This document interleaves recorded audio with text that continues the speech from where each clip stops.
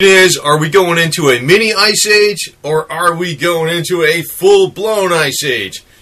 Actually, the concept of a full-blown ice age is not even ludicrous now because, well, it depends on who you talk to. And basically, that's the way it is in the scientific world. One of the things I'm going to be going by a lot is the Farmer's Almanac. Now, I see the 2015 Farmer's Almanac, but we'll see what comes out next year. They did predict that this year was going to be much colder than last year, even though last year was a record setter in many, many instances. In 2013 was even a record setter the year before. But the full-blown ice age concept is probably not even ludicrous now because sometimes you'll think, well, that's every 11,000 years. Oh, so, maybe that's what I was thinking too. Because it could be off 100 years. 100 years, right? 100 years from now, maybe, even though we're overdue for it. Actually, they say the full-blown ice age comes on every 10,000 to 10,500 years. We are at 11,000 years. So they say it's 500 years late. And I'm saying, well, it's 500 years late. Maybe it'll be another 500 years late, right? That was what I was thinking. I think, I'm not a conspiracy buff or anything like that. I'm a reality buff, if you want to forget if that's a word or a phrase. But let me put it to you this way, that, it has been 500 years late, but there's some scientists that are saying that the major ice age is going to start arriving between 2010 and 2050. Now, I know there's all kinds of different things that are people saying about global warming and stuff, and sometimes you'll see, the icebergs breaking off into the ocean. Well, let me put it to you this way. When ice expands, when ice freezes, what does it do? It expands, correct? When water freezes and it turns to ice, it expands, correct? When more ice is being produced on a continent, what happens? It expands the ice till it no longer, it goes off the land area, the landmass area, it goes over the ocean. There's nothing to freaking stop it from, there's nothing on the bottom, and then it falls off and cracks off. Actually, icebergs cracking off into the ocean is either melting or it could be freezing up more ice, one or the other. There's areas on the earth where the glaciers are, not the glaciers, but maybe the ice caps have diminished, but then it's not from global warming. I'm going to tell you right now, it's from underwater volcanic activity. It's warming the waters underneath the ocean through volcanic activity. And what's going on there is when you have volcanic activity under the ocean, actually it emits gases and it goes through the water and eventually it goes into the atmosphere, and those gases go up in the atmosphere and they block out the sun more. Even more so than any kind of man-made pollution. But the reality situation is solar activity, the sun itself, it has an ebb and a flow. It's been doing this for billions of years. It's just a normal cycle. But the cycle, the sunspots, the solar activity is going down. We're getting colder. Now, is this news to anybody that we're getting colder? No. But the thing is, maybe it's news to people that we ain't seen nothing yet. Maybe that's what the news is. Because really what you need to do is prepare. Now, the one thing is the food production. Now, I put out a couple videos. Now, it's not my research because I'm not some big falutin scientist, but I do have the references on it. Actually, it was called From GMO to Better Than Organic, Break the Primeval Code. And what it was research done by a Swiss-based pharmaceutical labs. I'm saying, oh, pharmaceutical, maybe you're against pharmaceutical, but let me put it this way. The the scientists in these labs, they found ways to take electrostatic fields of electricity. I have a roundabout idea of how they did it from reading all these various posts. They don't really state it in the article that maybe I can reference on this video, but the concept has been found where they can treat seeds and wake up the strongest DNA expression in those seeds, and also they could do this with fish eggs. So in other words, you can have wheat that grows in 6 weeks instead of several months. It grows much more hardier, abundant. It's got a higher nutrition value. Same with salmon, trout, different things like that. It can be treated electrostatically, but it's actually a patent and the information has been quashed because they want people to go with genetically modified.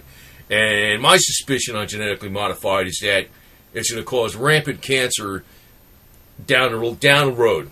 You know, you're not going to see it in a 20-year-old, you're not going to see it in a 30-year-old, but anybody raised on genetically modified food, by the time they hit 40-something, you're going to have cancer and you're going to croak. You know, that's really what I think is going to happen. But they're going to probably answer this global climate change with more genetically modified food. Actually, the coldness of the weather can be handled in most situations unless, well, in some situations you'll just have to move, you know, if it gets really crazy. But it's not going to be all over the earth. Actually, Alaska, you know, the patterns have always been, not during all mini ice ages. The mini ice age that occurred 400 years ago, this was the pattern, and also this was the pattern during the major glacial periods. But most of the mini ice ages, this was not the pattern. But the pattern that happened during the severe mini ice age 400 years ago, and the pattern it was the same pattern that happened during the major ice age. What it was the northeast United States from Carolinas to Maine and southern Canada and all north central USA and central USA got extremely cold. In other words, a major temperature difference, the key word being difference, and Alaska actually got warmer. Like Canada was glaciated, almost all of Canada was glaciated. The northern part of the U.S., especially in the Midwest and the Northeast, was all glaciated. Not to say that this is going to happen overnight, but way before that ever happens, there's going to be a food crisis. So that's why I'm bringing up the point about this method with electrostatic fields. That I'm going to try to do something with what they call is a Georges-Lakhovsky multi-wave oscillator. I don't know if that's going to work, but it might be. It's based upon the same principle, where it could actually wake up the best DNA expression in the seeds. And I'm going to try this experiment with growing trays, because I am not going to freaking waste months trying to figure out, if it works or not. Just try it with growing trays, because you'll get results in less than a week. That's one thing. It may work. I don't know. But, the principle of this was very simple in concept. It was a plastic tray, non-conductive of electricity, that they put the seeds on. And there was high voltage. I believe it was 5,000 volts. But like I said, it was patented, and they were very sketchy of how they did this. There was positive voltage on the top, negative voltage on the bottom. The seeds were in between. The voltage did not pass through the seeds, but it was just in the field of current. What I'm suspecting is, because they don't really know how the Georges-Lakhovsky multi-wave oscillator actually works exactly. It may be along those principles where it's drawing in energies in and around us that we don't see and haven't been measured yet on scientific instruments. As a matter of fact, every time, if you want to even get into a little bit more on this, when you talk about climate change, you talk about the magnetic fields of the Earth are going down. That's another thing that's going on right now. The magnetic field of the Earth has been diminishing. It's actually rapidly diminishing. Sometimes people talk about magnetic polar shift. I don't know what that means or what's going to happen exactly if that happens. But those are times when we usually have major climate change too. It does affect the climate of the Earth. Somehow they're all related. The sun, the solar spots, the solar activity, the magnetic field of the Earth, the volcanic activity of the Earth, and the weather patterns on the Earth are all related. SUVs don't even put a dent into it. It's like a joke what the SUV could do to it. It's like taking a thimble of sand and throwing it at a tidal wave. It's not going to stop it. But the thing is with I was going to say with when you have these types of major changes, that is when the scientists they look back, not just thousands of years but millions of years. They found that there's been major species changes on this Earth, and I'm leading up to a point. this major species changes of Earth on Earth act probably, the concept of evolution is garbage, and maybe the concept of creationism is garbage too. Maybe they're both garbage. In other words, when you have these major fluctuations where the magnetic poles flip or the magnetic fields of the Earth change rapidly, and you have other energies or cosmic rays coming into the Earth, it affects the DNA of all the life that's on this Earth. And what happens is that's where you actually have the species change. It doesn't evolve over a long period of time. It's not either, you could say maybe you could say that's God too, I don't know, but it's not exactly the way they say in the Bible, and it's not exactly the way they say in Darwin either. That's what really seems to be the accurate truth. But the effect on the species, on the DNA of the species, of all species, on the plant, of all animals and plant life and humans, can maybe be enhanced by things that have been developed in the past. Actually, the George Lakowski multi-wave oscillator was developed in the past in the 1930s. I don't actually have the real McCoy. I have like a portable, dumbed-down version of one. The real McCoy, I have the plans for it, but it's like a laborer's tax to make it. So I just bought a cheapo version of it for like $1,000 for K, But it's, I think it's still somewhat effective. And I think I will try this out on the seeds and see if we can get something going with this. If I notice a significant difference in the growing trays, because the real problem of this cold is not so much that your heating. Well, it's going to be a problem too. With your heating bill is going to go up. Maybe you're going to have snowy roads. You're going to have to shovel your rooftops with because of snow load on your roof. But the real problem is actually going to be food production. And these yo-yo globalists, these ones that are signing all these agreements about global warming and taxing the carbon and taxing, everything they possibly can to bring about a new world government, they're actually creating a bigger problem by not addressing the underlying issue. And they really know what they're doing, I think. I think they actually know what's coming up. They're setting us up like bunch of idiots, except for me, because I'm aware of what's going on. We're actually going into global cooling. And it's just a natural progression of things. The big question is it a mini ice age? And actually, if it's a mini ice age, it's going to be a more severe mini ice age than the one in the 1800s. It's going to be more like the one in the 1600s. And since we're just entering it right now, we've already been breaking records back to the 1700s, it could very well be the full-blown ice age, which is going to last for, hundreds of years. I hate to say that. But when you have these ice age things, these things that happen with the ice ages, there's actually a lot of areas of the world that are ice-free. It's not like the whole world becomes, screwed up. It's like, say for instance, it would be probably screwed up for Canada, maybe. It probably would be. I mean, if this occurs, I don't want to put the fear button out here, but I'm trying to put the reality button out here. But we are 500 years late on the global severe ice age, not just the mini ice age. It's every 10,000 to 10,500 years, and we're already at 11,000 years. Some scientists estimate that the real global ice age, not just the mini ice age, so we might have a couple things converging at the same time. The mini ice age pattern, which is every 180 years, and also there's a 200-year pattern, and there's also the 11,000 or 10,500 year pattern.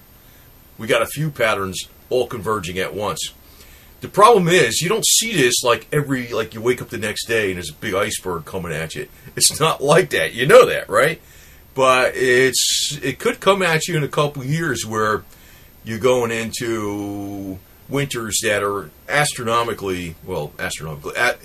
just unbelievably colder than you would have ever thought. Be prepared. This winter is not a fluke. It is not a fluke. Be prepared.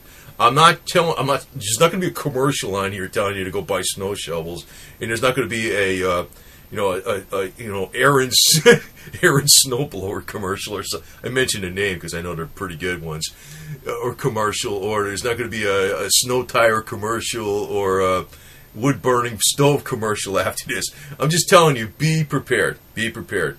Don't take, I know summer, we're going to have a very cold spring, probably more than likely due to solar activity. And it's going to be summertime. You're going to be out there in the pool, and you're like, hey, you just stop thinking about it, right? You're thinking, yeah, I remember last year was cold. Maybe it'll be this cold, but more than likely it's going to be colder than before. I don't want to be the bearer of bad news and be saying, oh, you fear monger. I'm not playing that game. I'm not. I'm a reality person, okay? And the thing is, I hope I'm wrong about the major cycle with the major ice age, but it looks like one or the other. But even if it's just a mini ice age, it's going to be something where it's going to be like the 400-year pattern. It's probably going to be very, very severe. But if you're in the south, you're not going to be affected that much. I mean, people like in Florida, maybe the ones that are really going to be affected is going to be orange groves. They're going to get screwed up probably. They're really going to have to do a lot to save those, the product. But as far as physically cold in the south, it may be a few more degrees colder. If you're down in Mississippi, Alabama, you're probably going to be getting ice storms and things like that every once in a while. But the real problem is going to be food production. So I'm going to show you that video on Wake Up to Primeval Code again, and well, at least actually off the internet where the generic link is, but it's like they do not tell you the secret of really how it works because it's a patented process. They're pushing this genetically modified garbage. Actually, if this electrostatic, if that's really the word you can call it, that this procedure that's applied to seeds and fish eggs could be discovered in a different way, maybe by using a Georges-Lakhovsky multi-wave oscillator, that might actually work. What it would mean is the end of the food crisis, period. Done. And the other thing is with this technology, genetically modified food, seeds, they do not create, like they tell you, they create it in a lab. But what they do is they change what expression of a normal seed will be the strongest. That's what they do. They don't really create it from scratch. They modify nature. But if this theory is correct, with the applying electrostatic fields to seeds and waking up the strongest DNA, it can cause the genetically modified to go back to something better than it was originally, because it's the seeds contain the DNA expression that is the best, that's even organic, that's the strongest, that's always been in there. It hasn't been taken out, it's just been suppressed when it's been genetically modified. So what could happen is, if this theory works, now I know the theory works with the patent, I don't know what the patent is, but there might be another way around it. If this theory works, you could actually bring out the strongest expression in these seeds without violating the patent and without doing anything. In other words, it's just applying an electrostatic field to the seeds. The Georges-Lakhovsky multi-wave oscillator, I think it may do it.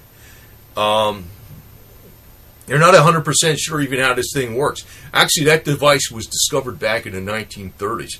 I put many videos out on that thing because I realized that it was evaluated by the best, most prestigious doctors in hospitals in the country and in Europe, and it did a lot of miracles for people that were terminally ill. It didn't cure disease by knocking out disease. What it did was it just strengthened the actual life vibrance of the people, so they overcame the disease.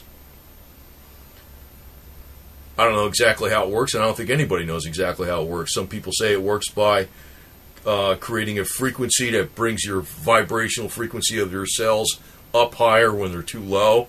When your cells go too low, they causes cancer. When they go high, that you're very strong and your vibrance is up higher.